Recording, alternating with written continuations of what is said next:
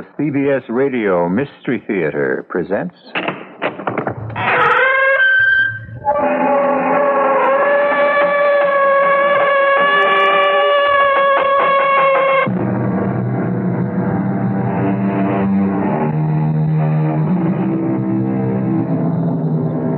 Come in. Welcome. I'm E.G. Marshall, custodian for things bizarre. I have a tale for you this time that starts with violence and goes on from there. It will deal with the supernatural, but will also touch upon the dangers sometimes inherent in the natural behavior of which man is capable.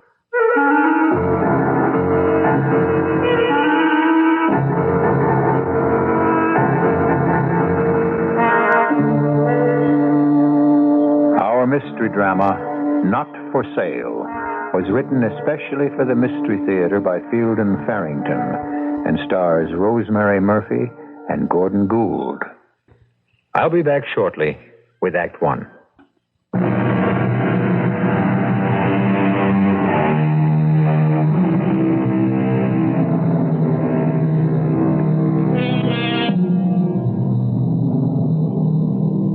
I've often thought that one of the loneliest jobs on earth must be running a one-man antique shop. The kind of little squalid shop where you never see a shopper entering or a purchaser leaving, but only the proprietor pecking about among his wares like a pigeon among stale breadcrumbs. I wonder how such a proprietor feels when a potential customer does enter his shop. Is he eager to make a sale? Does he resent the interruption of his pecking? Or is he perhaps just a little frightened? Yes, sir. What can I do for you? I just thought I'd take a look around. Okay with you, Pops? Oh, yes, certainly. Feel perfectly free to browse. I'll just go on doing what I was doing. Refinishing this old dry sink here. Little sanding, touch of glue, she'll be as good as new. Beautiful old piece. Yeah, well, I was thinking more about a vase, you know? Oh, there's a nice one in the window. Did you notice it as you came in? You run this place all by yourself, do you? I don't get enough business to keep one man occupied. What would I do with help? You all by yourself right now? Except for you, yes. Well, I'll tell you what, Pops. I changed my mind about the vase. I'll take the money instead. Are you holding me up? Now, what do you think? This gun ain't no antique. Well, there isn't much in the cash drawer, I'm afraid. Well, let's look and see, okay? Not more than a few dollars. That all? Well, as I told you, I don't do much business here. $7.39. You mean this is it? I'm afraid so, yes. Oh, you should have kept more in the cash register because it makes me mad. And you know what I think I'm going to do? I think I'm going to use this gun here. Surely that won't help. It won't get you any more money, and they'll be looking for you for murder. Don't worry about me. I can take care of myself. Oh, what good will that do? Go ahead. Beg me a little. I like to hear people beg. No, I don't think I care to. Well, then. Sorry, Pops.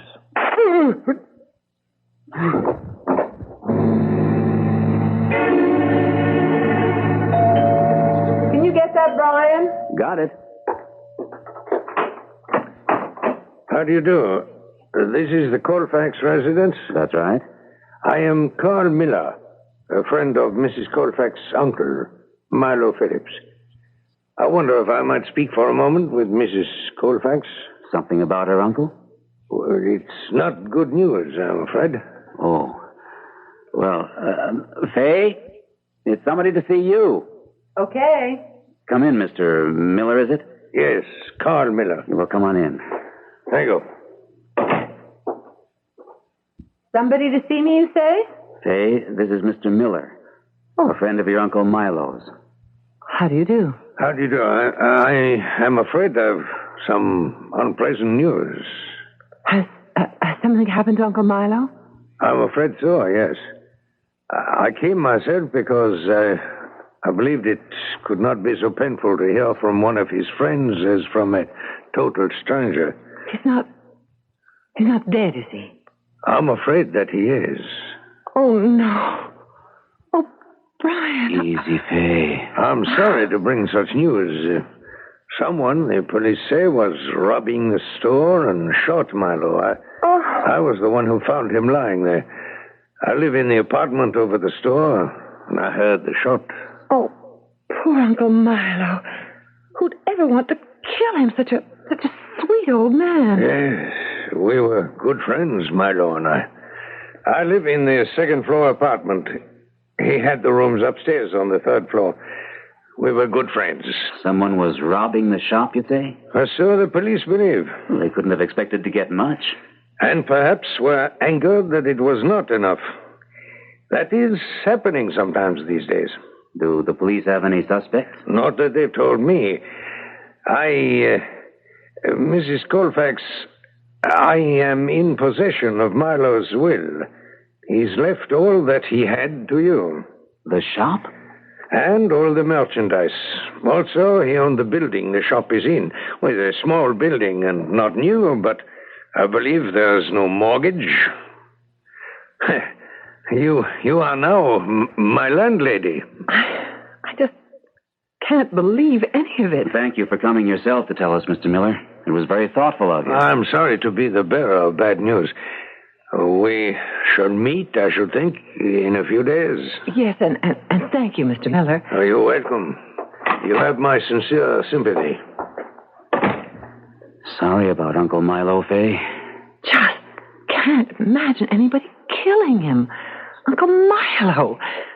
There was never a more peaceable man, and what am I going to do with an antique shop, Brian? Sell it, I imagine. All I can remember of it is the smell of dust. The real estate ought to be worth something. Not the best neighborhood. Poor Uncle Milo. Well, I've always wondered why I didn't marry an heiress. It turns out I did.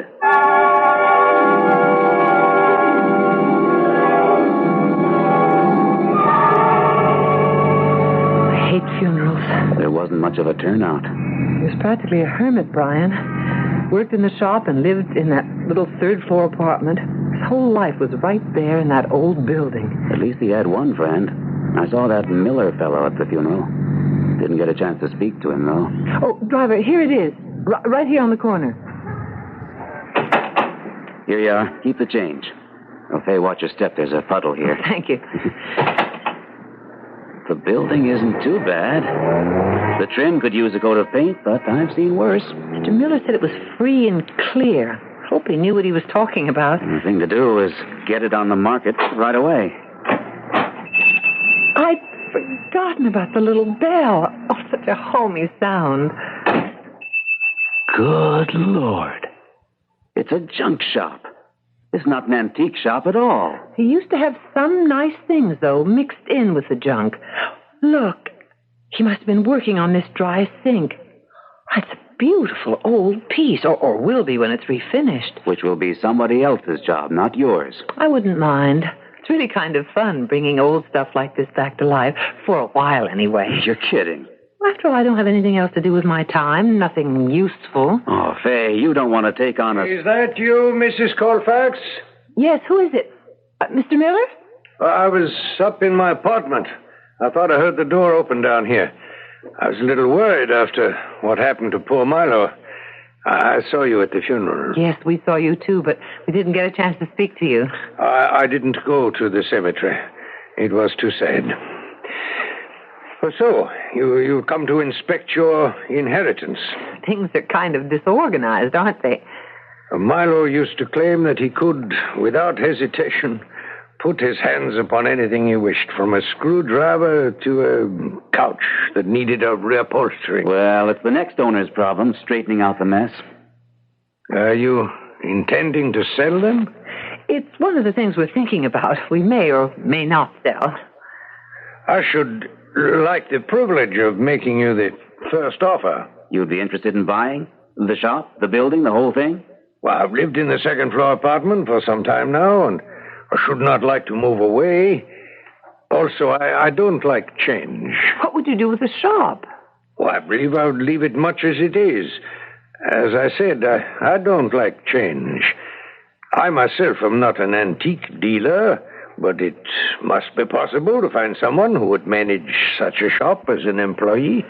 Well, we haven't made up our minds whether or not we want to sell. Faye. I haven't made up my mind yet. It's my belief that such a place as this is, well, in such a neighborhood would not be suitable for a young lady. After what happened to your uncle, I think he's right, Faye. Well, I haven't made up my mind, one way or the other. I should like the first refusal, however, if you do decide on selling. The price would not greatly concern me.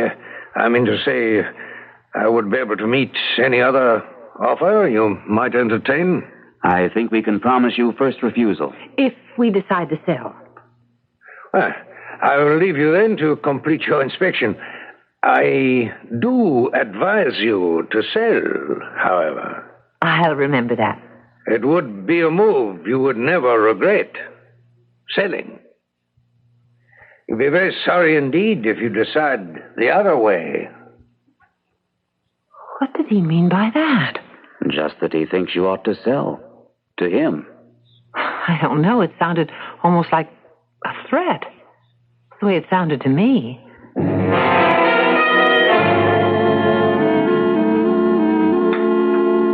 Delicious. I don't know how you'd be at running a second-hand store, but you make a fine dinner. It's not a second-hand store. It's an antique shop. At least it will be if I take it over. You make it sound as if you actually mean to go into the junk business. I haven't decided yet, and it won't be the junk business, not if I go into it. Well, I'd better be on my way. Do you really have to go out tonight, Brian? This man I'm seeing is considering taking out a group policy for over 1,000 employees. If he wants to talk that kind of insurance to me, I'm his man. 8 o'clock at night or 4 in the morning. I guess the commission on a deal like that would be pretty big, wouldn't it? Like new living room furniture? You know something? I'll bet we could refurnish our living room right out of Uncle Milo's shop. Little refinishing here and there, some reupholstering. Oh, I bet we could. I'm getting out of here right now before you have a chance to say another word. Okay, bye. Don't be too late. I'll wait up. Shouldn't take that long. Bye. Faye. Is that you, Brian? No, it isn't, Brian. Then who? Where are you? I can't see you. I know. It's your Uncle Milo, Faye. Uncle Milo's dead. We buried him this afternoon. Yes. All the same, I'm your Uncle Milo. A ghost? I guess you'd have to call me a ghost, yes. You're not frightened, are you? I am a little bit. Don't be. I won't harm you. What do you want? Why have you come back? I want you to sell the shop and the building, but do not sell to Carl Miller. I should think you'd want me to keep the shop. No, it's safer to sell. Everybody keeps talking about my safety. And if I do decide to sell, why not to Carl Miller? It's for your own safety. You mean because of what happened to you? Because of the holdup? It was not a holdup what happened to me, Faye. Not a legitimate holdup. That young man was sent to my shop not to steal, but to kill me.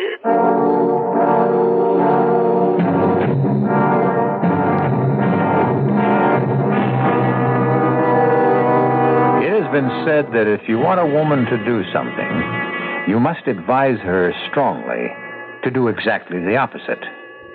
If this is true of Faye Colfax, then nothing will keep her from going into the antique business. Mr. Miller has advised her against it, her husband, and now even the ghost of Uncle Milo has joined the chorus of negative advice.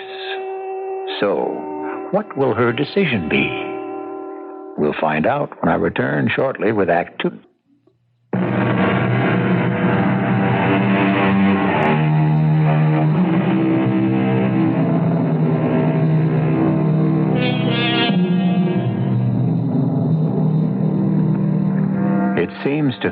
Colfax that she heard the voice of her Uncle Milo, which is impossible, of course, because Uncle Milo died 3 days ago.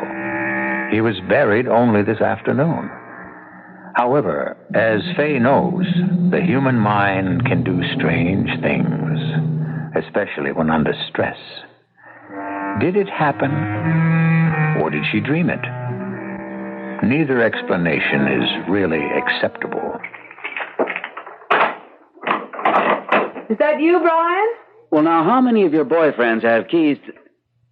Hey, what's the matter? You look as if you've seen a ghost. Does hearing one count? What? I don't really know whether I did or not. I guess it must have been a dream. What happened, Faye? I was sure I heard Uncle Milo speaking to me. I think the whole thing has been too much for you. I'm hallucinating. Is that what you think? I didn't say that. I think you're all keyed up. Your uncle's death and the excitement of inheriting the store and the building and... Well, you just sort of imagined you heard Uncle Milo's voice. Imagined? What's that but hallucinating? Well, how did your meeting go, Brian? Very happily. You could end up wearing mink. Of course, once you've sold your building, I guess you can buy your own mink. I don't think I'm going to sell it. Is that what Uncle Milo seemed to be telling you? To keep the building and manage the shop yourself? No, he was saying that I ought to sell, but not to Mr. Miller. Not sell to Miller? Why? He never got around to explaining. For my safety, he kept saying. Well, anyway, I've just about decided to see how I could make out as an antique dealer. If you've decided, of course, that's that. I still think it's a mistake. I can always sell the building and get out of it. Uncle Milo got out. I wouldn't want to see you do it his way.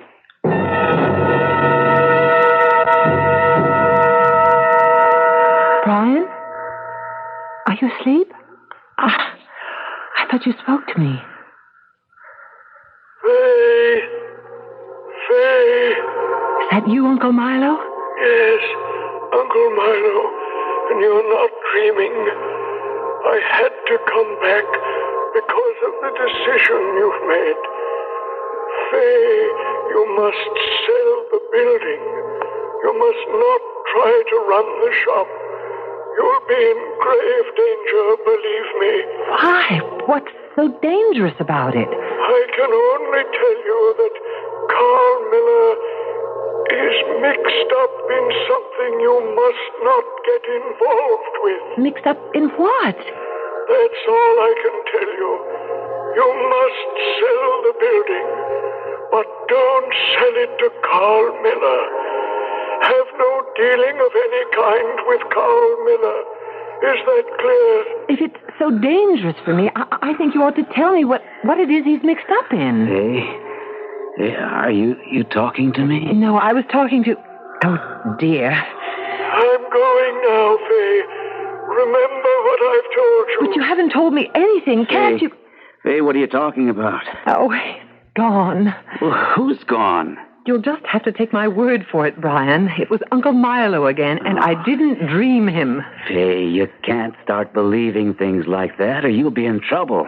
All right, then. I guess I'm in trouble.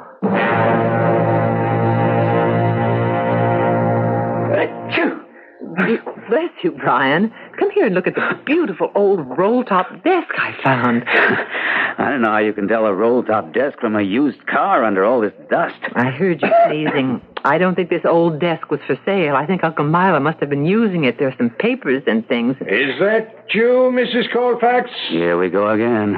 Yes, Mr. Miller, back here. I heard you again from up in my apartment. You're making an inventory. Nothing that formal. Just checking over what's fit to keep and what isn't. Does this mean that you have come to a decision? Yes. I'm not going to sell, Mr. Miller. This is a mistake, I assure you. You can keep on living here. Don't worry about that. Oh, it's not as simple as that, Mrs. Colfax. There are complications here which I do not believe you would understand. Try me, Mr. Miller. I'm a fairly intelligent woman. I advise you to sell to me, Mrs. Colfax. The price is no matter. We'll pay you more than another would pay.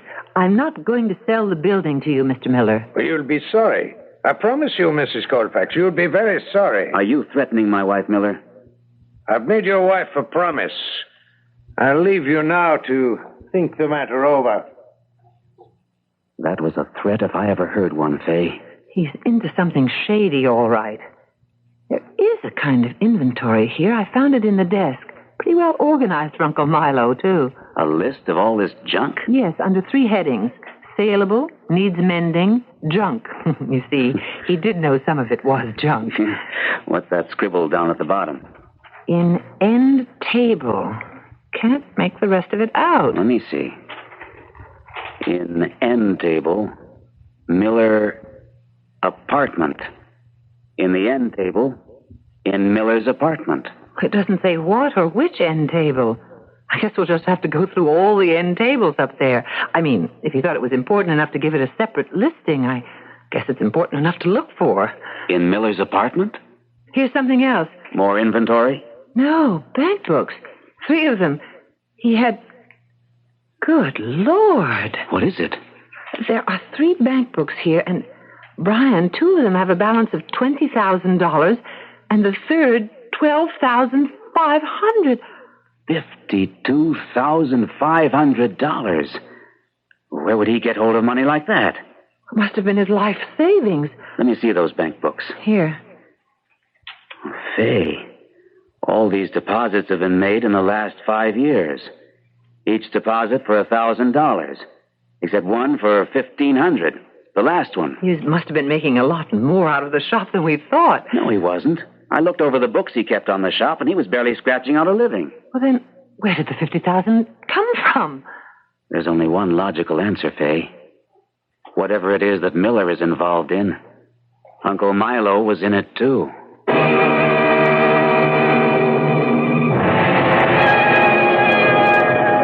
Hey, Miller, you trying to make some kind of a fresh air nut out of me? Making me meet you here in the park? It's the safest place. I don't wish the Colfaxes to see you coming into my apartment. Let me worry about these things, Eddie. They're not your duty. Okay. Hey, how about my bread? Bread? Oh, money. In this envelope. $2,500. Okay. The second half of your payment for the Milo Phillips affair. I did a clean job, didn't I? The cops, I read in the paper, they're still saying it was nothing but a stick-up. Yes. I've sent a commendation about you to our superiors. Hey, you ain't kidding? You really did? I went so far as to recommend that you be sent to our special training school in South America. You didn't know we have such a school there, did you? The only thing is, though, I don't want to go back to school. You cannot go on to better things without training, Eddie. Espionage is like war. It is war. The soldiers must be trained. It sounds like getting drafted or something. Okay, when do I start? Not quite so fast as that. You must prove yourself and earn the right. Well, I just did this good, clean job for you. What more do you want? Perhaps another good, clean job? Oh, yeah? Same thing? Essentially the same, but more complicated. There is a person who is refusing to do business with me and I think must be eliminated. I wish to buy a property from her, and she will not sell. She? Would that make a difference to you? That this time it's a woman? Oh, why should it? So a woman. Who cares?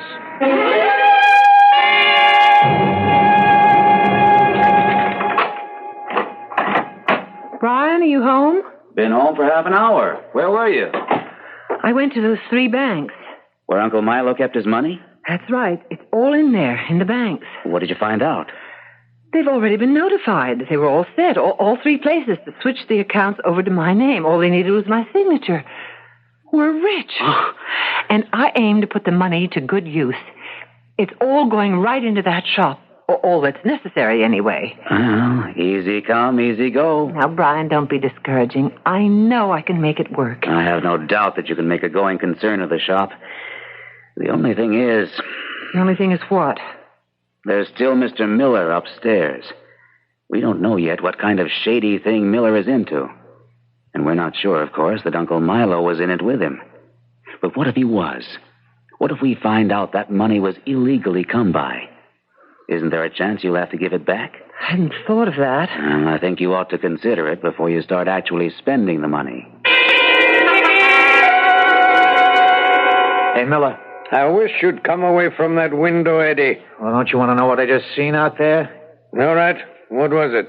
She just parked her car across the street. The Colfax name. She's crossing the street. She must be on her way to the store downstairs. You will now have to stay here until she leaves. Please come away from that window. Okay. Hey, what's the matter with right now, Miller? You mean to do what is necessary with Mrs. Colfax? Sure. She's alone for once without her husband tagging along. I just as soon get it over with. There's no point in waiting. But in broad daylight? I don't want her left in the shop. That would be too much like the other time with Mother Phillips. Well, I don't see anything wrong with leaving her there in the shop. I do, Eddie. And I'm still the one who decides such things. Hey, wait a minute, I got it. I go down there right now and I bring her up here. We keep her up here, dead or alive, I don't care which, until it's good and dark outside and things have quieted down some. Then I take the body out and dispose of it. I know where to get rid of it. You don't have to worry about that. I don't wish a killing performed in my apartment. Okay, so we keep her up here alive. I take care of her later, after we leave here. The thing is, we got her in a spot right now where we can get her without her husband getting in our way. What if he comes to meet her at the shop and finds she's not there? So he goes away. With her automobile parked just across the street for all to see. I bet there's a million cars just like theirs in this town. I bet there's maybe 3 or 4 in this block right now. What's going to make him think it's his car? In these matters, Eddie, it is not advisable for the upstart to take over from the professional. Who's taking over? All I'm saying is we got a good chance right now, and we don't know when we'll get another one like it. The longer she's walking around able to make trouble, the more trouble she's apt to make. I shall think it over.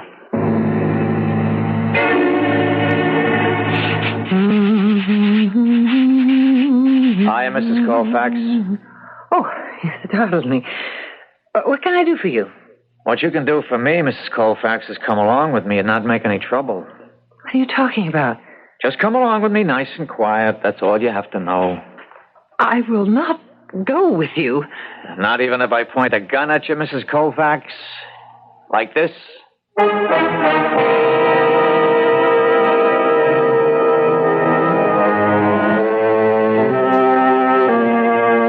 Is murder, cold and premeditated, to be Fay Colfax's reward for her stubbornness, firm-mindedness, if you prefer, unaware that what she has pitted her determination against is an espionage ring?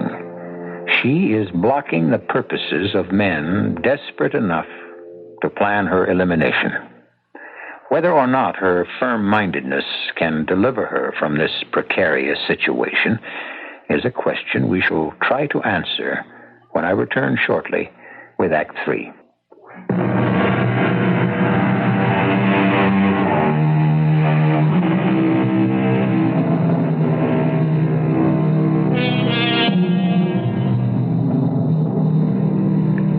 To most of us, espionage is a thing of 2 aspects, and the aspects are poles apart. The bad guys, their side. The good guys, our side. For years now, this has been a boon to writers, producers, publishers, and, to be fair, audiences. Well, it's the bad guys we're dealing with in our story, and they've got their hands on our heroine, Fay Colfax. Her husband is as yet unaware of her situation. Hello? Oh, hi, Barney. The Oasis at 5? I wish I could, Barney. But Fay's spending the afternoon at that shop she inherited, and I promised to pick her up there, and I don't like to have her waiting around in that place. Right. Maybe tomorrow. Okay. Thanks for calling, Barney.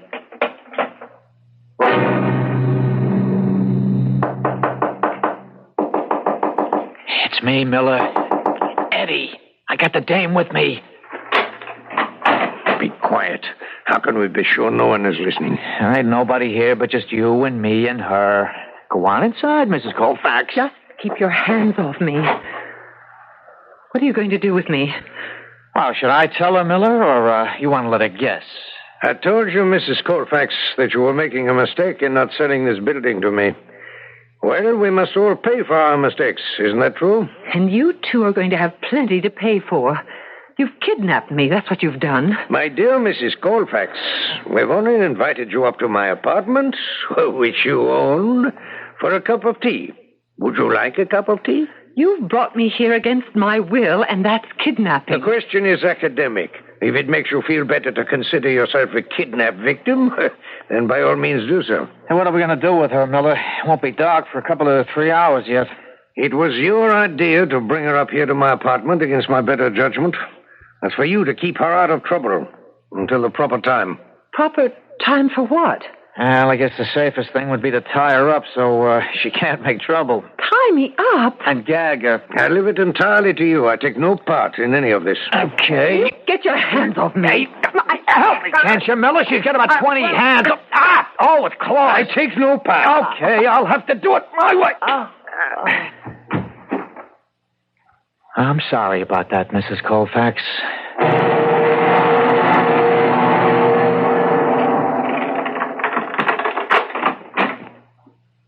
Faye? Faye? Faye!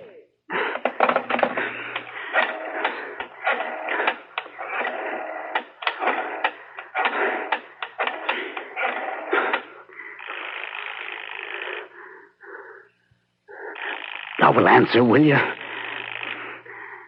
Answer! She's not at home.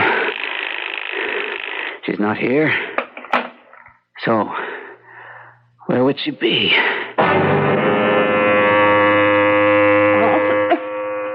Eddie, I'm afraid the gag is too much for her mouth. I think she cannot breathe. So? One way or another, what's the difference? No, I told you, not in my apartment. So you told me. I say the best place is in your apartment, right here. Who's going to ask questions? I see a couple of guys carrying a used rug out of the junk shop down there. I say we do it right here. You will do as I say. Why? Because if you do not, I will withdraw my commendation of you to our superiors. Oh. Yeah, well, look, I didn't mean anything, Miller. I mean, a guy's got a right to an opinion, ain't he? Take the gag from her mouth. Mrs. Colfax, if we remove the gag, do you promise not to scream or call for help? Nod if the answer is yes. You see, Eddie, she nods. You trust her? Take the gag from her mouth, Eddie. Yeah. That filthy thing you stuffed in my mouth. I was afraid I was going to be sick. Well, it's out now. You better not make any noise or I'll slug you again. You just wait until I tell my husband about this. You ain't going to tell nobody nothing. You're planning to kill me, aren't you? As I've told you again and again, it was a mistake not to sell the building to me. How would it help to kill me? You still wouldn't own the building. But someone will inherit. Your husband, I should think. And he was in favor of selling. The whole time. That's what he advised you. Do you think he'd sell it to you if you killed me? He'll not know that I was involved. Oh, don't you believe it? He's as suspicious of you at this point as I was. If anything happens to me, he'll know exactly whom to blame. She's snowing you, Miller. Don't listen to her. Why do you want to buy this place so badly anyway? It can't be you just don't want to move. Nobody kills people just to keep from moving out of an apartment. It would be a matter of considerably more complication than only moving myself and my furniture out. I think you're talking too much, Miller. As you have said, she will be unable to repeat what I've told her. I believe we owe her something, at least to know the reason for what we must do to her. Okay, you're the boss, but I still think you're talking too much. You see, Mrs. Colfax, this apartment is the center of a very complicated organization. It would be most difficult to move such an operation to a new center. More difficult than committing murder? The sad truth is, yes. What kind of operation?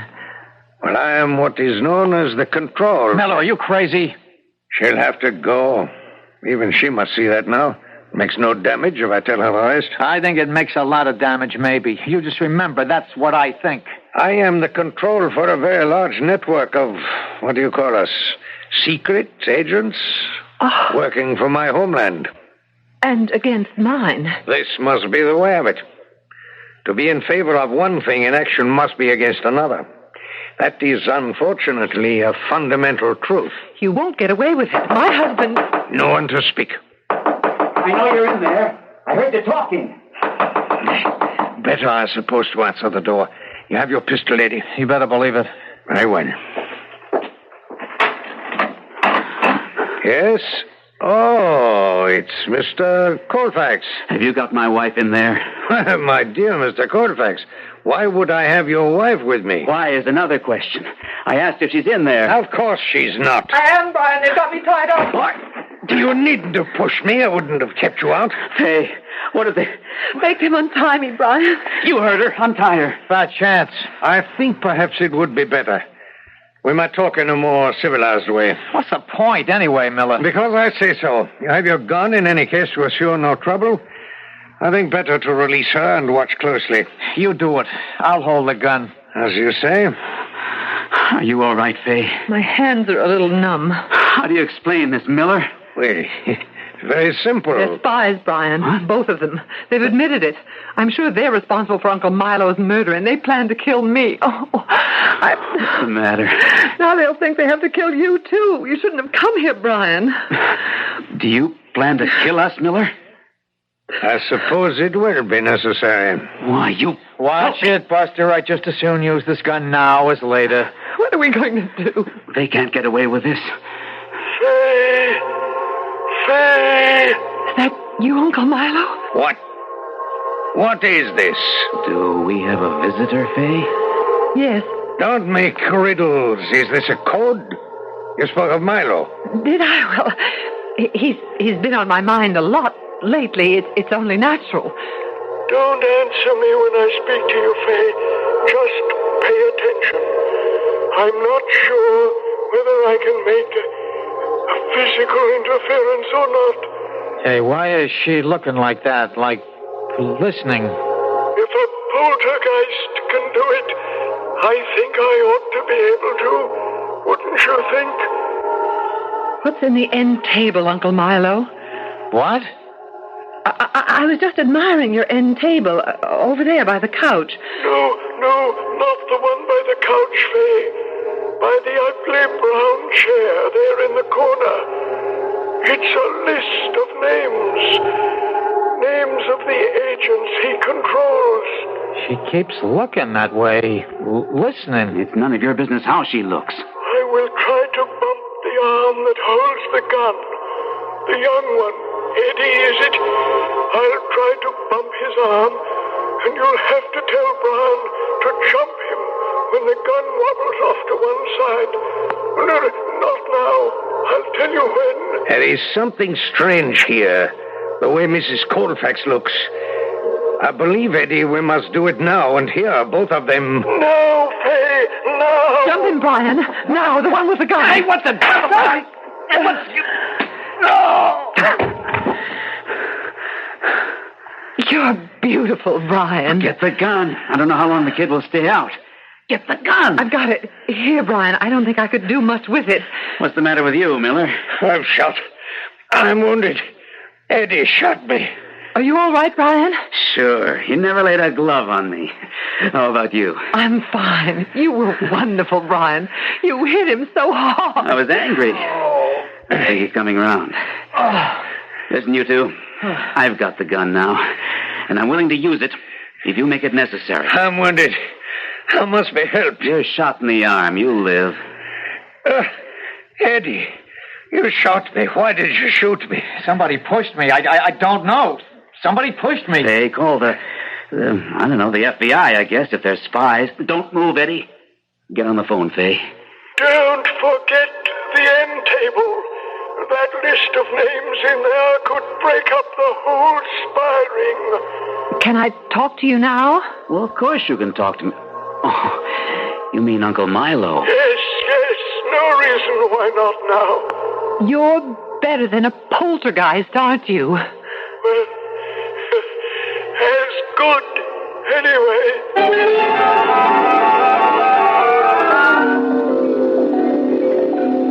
Well, the FBI has the list of names, and they have Miller and Eddie. Is there any reason why we can't go home now? Not one reason I can think of. And incidentally, several good reasons why we should. You've lost your best prospect, you know. I can't imagine who you're going to sell this old building to now. I'm not going to sell it to anybody. I'm going to make the antique shop into a real swinging place. And you have $50,000 to work with, don't forget. Uncle Milo has just reminded me that I have $50,000 to work with. Okay, I give up. Let's go home. I think I'll go home now, too.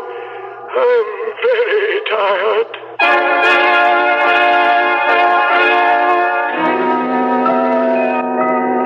An altruistic ghost. A ghost that comes back to set things straight. Not for himself, but for those it has left behind. Well, it's about time we had such a ghost story. Ghosts have been much maligned. They always seem to be chain rattlers and complainers, bent upon revenge. I think it's refreshing to hear about one who was on the side of the good guys. I'll be back in a few minutes.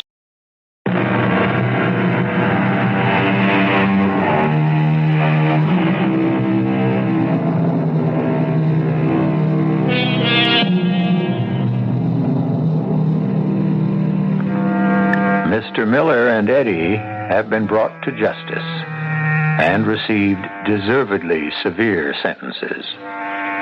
Fay Colfax is the proprietor of a very successful antique shop, and she and Brian are in the process of living happily ever after. The apartment directly over the shop is rented at the present time to a nice young couple, but the small third-floor apartment is kept vacant in case Uncle Milo decides to pay another visit. Up to now, he has not done so, as far as anyone knows. Our cast included Rosemary Murphy, Gordon Gould, Court Benson, and Jack Grimes. The entire production was under the direction of Hyman Brown. This is E.G. Marshall inviting you to return to our Mystery Theater for another adventure in the macabre. Until next time, pleasant dreams.